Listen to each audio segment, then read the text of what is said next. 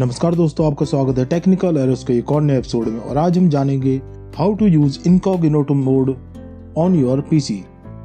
तो अगर आप भी जानना चाहते हैं इस विषय के बारे में सब कुछ, तो इस वीडियो को अंत तक जरूर देखते रहिए ताकि आपको किसी प्रकार की कोई कंफ्यूजन ना रहे इस विषय से संबंधित। और ऐसी वीडियो आगे भी आप तक आती रहे, इसके लिए हमारे चैनल को सब्सक्राइब करना ना भूलें, क्योंकि दोस्तों किसी से कुछ भी सीखते रहने के लिए उसके साथ बने रहना है जरूरी। तो चलिए दोस्तों, आज के विषय हम शुरू करते हैं। पहले हम क्रोम ब्राउजर ओपन कर लेते हैं।